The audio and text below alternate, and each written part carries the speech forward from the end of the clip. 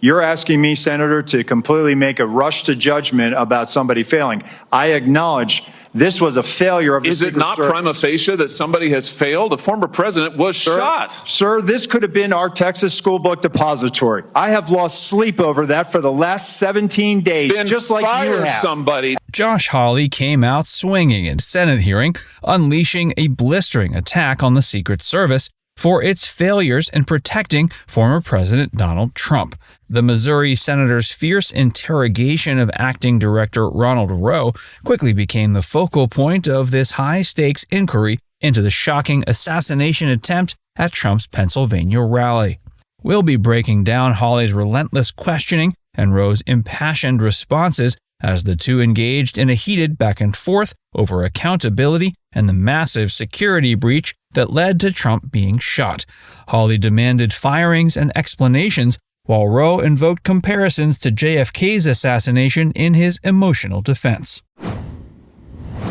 This is the photograph, I believe, that you took, your team took, of the roof, the AGR roof. Yeah, that's the one. Okay, so from this vantage point, as the law enforcement who are in those windows, as they look left, they should be able to see the shooter clearly there on the AGR second floor roof. My question is, why is there not a Secret Service counter sniper on that roof? Senator Josh Hawley, known for his aggressive questioning style and unwavering pursuit of accountability, came prepared to this hearing with a clear objective: to expose the failures of the Secret Service and demand concrete action. The events of July 13th in Butler, Pennsylvania, where former President Donald Trump was shot and wounded, have raised serious questions about the ability of the Secret Service to protect high-profile individuals. Before we dig deeper into Hawley's interrogation, let's provide some context on acting Secret Service Director Ronald Rowe. Rowe stepped into the role following the resignation of former Director Kimberly Cheatle, who left her position amid mounting criticism of the agency's handling of the assassination attempt. Rowe, a career law enforcement officer with over 2 decades of experience in the Secret Service, found himself thrust into the spotlight and tasked with defending the agency's actions, or lack thereof, on that fateful day. So, Senator, when we post up, our methodology is to look at things that can see in on our protectees so that they can provide that coverage. But why is there not a Secret Service counter sniper there with clear line of sight? That roof has a clear line of sight to the former president. Why didn't you put a Secret Service counter sniper there? The Secret Service's counter sniper role is to neutralize those threats that are looking in on us from where the protectee is, not necessarily you think maybe position. You might want to revise that protocol in light of what happened here? They were protecting the principal, and I think the principal got shot. The lead up to this exchange was fraught with tension.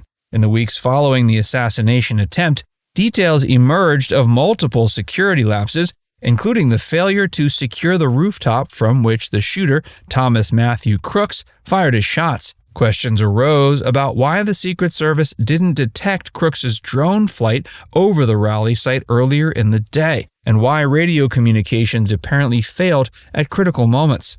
Hawley's approach to questioning reflected his background as a former state attorney general and his reputation as a tough interrogator. He came armed with specific details about the security failures and was clearly unsatisfied with the explanations provided thus far. The principal got shot. I understand that, sir. So do you think you might want to revise the protocol? Let me ask you this. Who was the lead site agent who made the decision to leave the AGR building completely outside of the security perimeter? Who was that? Senator, I cannot give you that name. This person is operational. They're still doing investigations. They're still doing protective visits. Have they been relieved of duty? Senator, they have not been relieved of duty. I know their name, by the way. Why have they not been relieved of duty? They are still cooperating, not only being interviewed by the FBI, but also by our Office of Professional Responsibility. And we will let the facts of the mission assurance and any further investigations play out. Isn't the fact that a former president was shot, that a good American is dead, that other Americans were critically wounded, isn't that enough mission failure for you to say that the person who decided that building should not be in the security perimeter probably ought to be stepped down? Senator, I think you're using the word decided, and I think we need to allow the investigation play out to include. So who did make the decision then? If it wasn't the lead site agent, who made the decision not to put that in the security perimeter? Senator, you're zeroing in on one particular agent. I want to find out exactly what was the entire decision process. So I think I want to be neutral and make sure that we get to the bottom of it and interview everybody in order to determine if there was more than one person who perhaps exercised bad judgment. Well, sure. My question is, why don't you relieve everybody of duty who made bad judgment? So, yeah, you're right. I am zeroing in on somebody. I'm trying to find somebody who's accountable here. As we can see, Hawley wastes no time in getting to the heart of the matter. His repeated demands for information on who has been held accountable for the security failures clearly catch Rowe off guard. The acting director's initial attempts to deflect by citing ongoing investigations only seem to fuel Hawley's determination. So you're telling me that the person who made the decision not to include this in the perimeter has not been relieved of duty? What about the person who's in charge of the interoperability of radio frequencies between local law enforcement and Secret Service? Has that person been relieved of duty? No, Senator, because interoperability is a challenge, is a greater challenge than just one person. On that day, we had a counterpart system. It failed.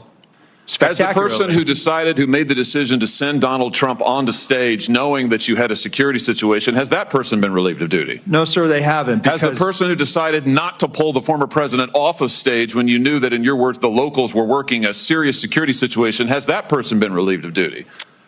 No, sir. Again, I refer you back to my original answer that we are investigating this through a mission assurance, and as opposed to zeroing in on one, what more do you need to investigate to know exactly what the decision-making process was? What more do you need to investigate to know that there were critical enough failures that some individuals ought to be held accountable? I mean, what more do you need to know? What I need to know is exactly what happened, and I need my investigators to do their job. And I cannot. A lot of people didn't do their jobs. I cannot put my thumb on the scale, otherwise. What do you mean put your thumb on the scale? You're asking me, Senator, to completely make a rush to judgment about somebody failing. I acknowledge this was a failure of the Secret Service. Is it not prima facie that somebody has failed? A former president was shot. It's worth noting Hawley's insistence on immediate firings reflect a sentiment shared by many of his Republican colleagues and a significant portion of the public. The idea that no one has lost their job over an incident where a former president was shot has become a rallying cry for those demanding accountability. Sir, this could have been our Texas school book depository. I have lost sleep over that for the last 17 days, then just like you have. Somebody to hold them accountable. I will tell you, Senator, that I will not rush to judgment, that people will be held accountable, and I will do so with integrity and not rush to judgment and put people unfairly persecuted. Unfairly persecuted? Unfairly, people sir. Who are we dead. have to be able to have a proper investigation into this, Senator. Rowe's invocation of the JFK assassination here is particularly telling. By comparing the Butler incident to one of the most infamous moments in American history, he's trying to convey the gravity of the situation and the weight it carries for the Secret Service. But this comparison also serves to highlight the magnitude of the failure in protecting Trump. Hawley's immediate retort, quote, "then fire somebody," encapsulates his and many others' frustration in what they perceive as a lack of concrete action in response to the incident. The senator's persistence in demanding names and specific actions taken against those responsible for security decisions that day demonstrates his commitment to getting answers on behalf of his constituents and the American public. As we continue watching this exchange, it's important to consider the broader implications of this hearing. The attempted assassination of a former president and leading presidential candidate has shaken faith in the Secret Service's ability to protect high-profile individuals. This comes at a particularly crucial time with the 2024 presidential election campaign in full swing and concerns about political violence at an all-time high. I just want to express my frustration, Director, that 17 days or whatever it's been, that whistleblowers are telling us more than you are, and you don't know, you haven't ascertained if there was supposed to be law enforcement on the roof. That seems like a pretty basic fact. I'm also told that local law enforcement suppliers offered the Secret Service drones, and you declined them. Is that true? So, Senator, one, I've been very transparent and forthcoming.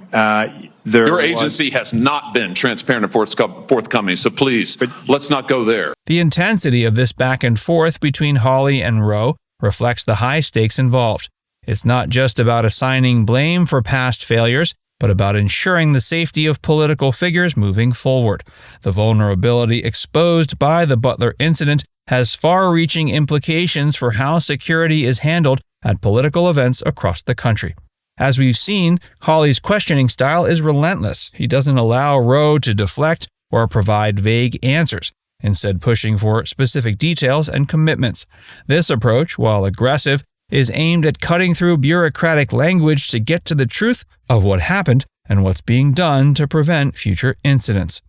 The discussion of future security measures is particularly relevant as we approach the height of the 2024 campaign season. Both major parties will be holding their conventions soon, events that will bring together numerous high-profile politicians and thousands of attendees.